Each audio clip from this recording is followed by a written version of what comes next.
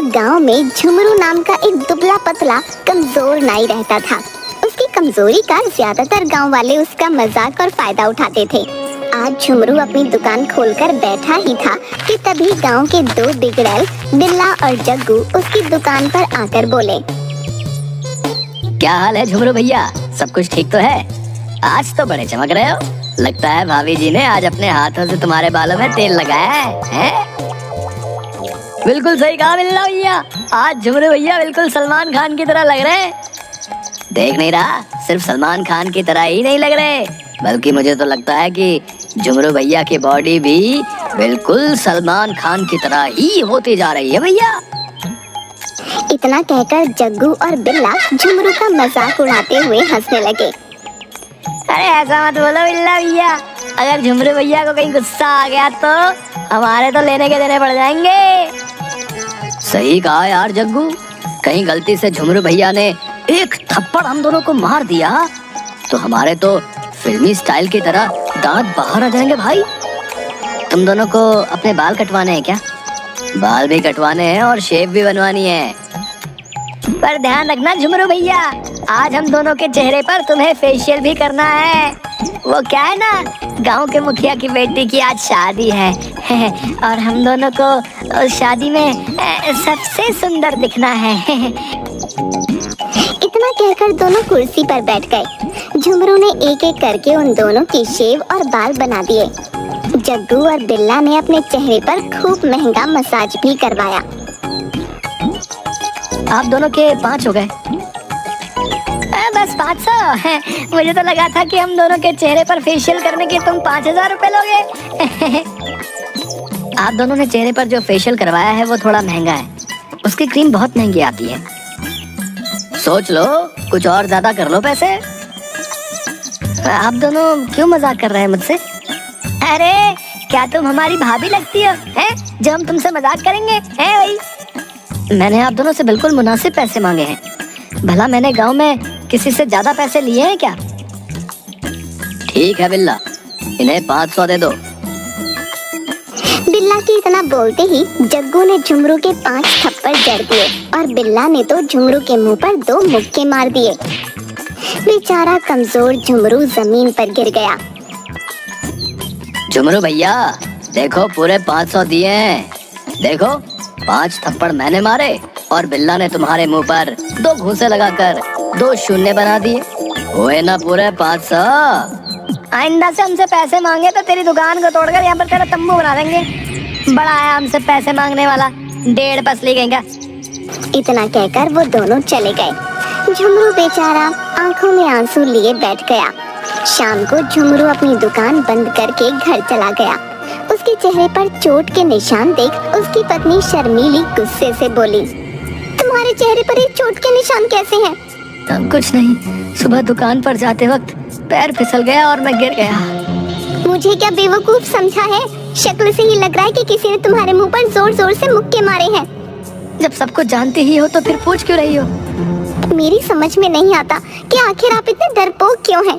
गांव वाले आपका मजाक उड़ाते हैं, जिसकी मर्जी होती है वो आपको पीट कर चला जाता है, आप कुछ कहते क्यों नहीं? कैसे कहूँ, मैं और लोगों की तरह शक्तिशाली नहीं हूँ, मैं कितना दुबला पतला हूँ। गांव वाले मुझे 1.5 पसली कहकर बुलाते हैं। अरे अगर आप दुबले पतले हैं तो क्या हुआ?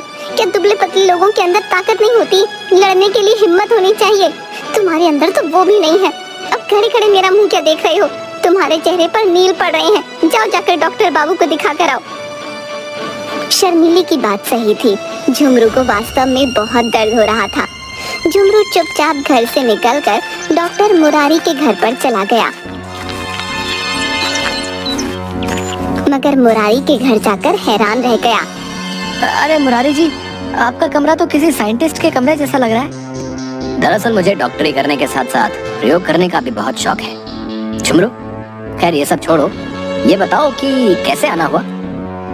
मेरे चेहरे पर बहुत दर्द हो रहा है। झुमरू के कहने पर डॉक्टर मुरारी झुमरू के चेहरे को गौर से देखने लगे। लगता है आज तुम्हें फिर से किसी ने पीटा है, और मेरा ख्याल है तुम्हें किसी और ने नहीं बल्कि जग्गू और बिल्ला ने ही पिटा है।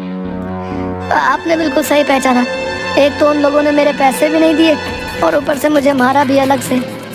क्या? तुम्हारे पैसे भी नहीं दिए और तुम्हें पीटा अलग से। आखिर तुम इतना डरते क्यों? क्या तुम्हें गुस्सा नहीं आता? बहुत आता है। मन तो कर रहा था कि उन दोनों का मुंह तोड़ दूं, लेकिन मैं जानता हूँ कि अगर मैं ऐसा करता तो और ज्यादा मार खाता। वैसे आप ये शीशी में क्या बना रहे थे? उसमें से धुआं निकल रहा था। मैं एक ऐसी दवाई तैयार कर रहा हूँ कि जिसे पीकर इंसान इतना शक्तिशाली हो जाएगा कि एक ही मुक्के से वो चट्टान को भी तोड़ देगा। डॉक्टर की बात सुनकर झुमरू हैरत में पड़ गया। अगर ऐसा है डॉक्टर साहब तो वो दवाई आप मुझे पिला दीजिए। पागल हो गए हो क्या? पहले जानवरों के ऊपर प्रयोग किए जाते हैं, इंसानों के ऊपर नहीं। कहीं तुम्हें कुछ हो गया तो मैं जेल चला जाऊंगा। ठीक है डॉक्टर साहब, तो आप एक काम कीजिए, मुझे कुछ दवाई लिख दीजिए ताकि मेरा दर्द कम हो जाए। झुमरू के कहने पर डॉक्टर ने झुमरू को कुछ टैबलेट दे दी। झुमरू को गोली खाकर आराम मिल गया और झुमरू अपने घर चला गया। कुछ दिन ऐसे ही चलता रहा। एक दिन झुमरू अपनी पत्नी के साथ बाजार से लौट रहा था कि तभी जग्गू की बाइक शर्मीली से जा टकराई। शर्मीली, जग्गू और बिल्ला नीचे गिर गए। ये क्या हरकत है बिल्ला भैया? देखकर नहीं चल पाते क्या? तुम्हारी वजह से मेरी पत्नी को चोट लग गई। बिल्ला और जग्गू उठकर खड़े हो गए। क्या बोला डेढ़ पसली नाई है? खुद तो अंधों की तरह चल रहे हो सड़क पे हैं, ऊपर से हमें दोष दे रही है। लगता है ये उस दिन के 500 रुपए भूल गया। इसे फिर से 500 रुपए देने होंगे। इतना बोलकर दोनों ने झुमरू को पकड़ लिया। ऐसा मत करो, मेरी पत्नी के सामने मुझे मारोगे तो मेरी बेइज्जती हो जाएगी। शर्मीली दर्द से कराहते हुए बोली, छोड़ दो मेरे पति को। एक तो अंधाधुंध फुल रफ्तार से अंधे होकर बाइक चलाते हो। तुम्हारी बाइक मेरी कमर से टकराई है। माफी मांगने की बजाय ऊपर से अकड़ रहे हो। मैं तुम दोनों की शिकायत मुखिया से करूंगी। शौक से कर दो, मुखिया हमारा क्या बिगाड़ लेगा है? वो तो खुद हमारे पिता से उधार पैसे मांगने आता है। मत बोलो, मेरे पिता और बिल्ला के चाचा इस गांव के जमींदार हैं। वैसे भाभी, तुम्हारी कमर इतनी नाजुक है तो हम क्या करें? अरे शर्मीली भाभी, इस डेढ़ पसली में क्या रखा है? हम दोनों से दोस्ती कर लो, तुम्हें रानी बनाकर रखेंगे, रानी। ये क्या बकवास कर रहे हो तुम दोनों? तुम्हें शर्म नहीं आती? मेरे ही सामने मेरी पत्नी को छेड़ रहे हो। हाँ छेड़ रहे हैं, तो तू क्या कर लेगा बे? हैं? तो यार क्यों इस डेढ़ पसली से खामखा बात करके अपना वक्त बर्बाद कर रहा है? तो जड़ दे 2-3 गाल पर। बिल्ला के कहने पर जग्गू ने 2-3 थप्पड़ झुमरू के गाल पर जड़ दिए और वो दोनों झुमरू का मजाक उड़ाते हुए वहाँ से चले गए। जब तुम मेरी सड़क पर इन लड़कों से मेरी रक्षा नहीं कर सकते तो फिर तुम्हारे पति होने का क्या फायदा? डूब मरो चुल्लू भर पानी में। इतना कहकर शर्मीली गुस्से से वहाँ से चली गई। झुमरू रात तक वहाँ गुस्से की हालत में खड़ा रहा।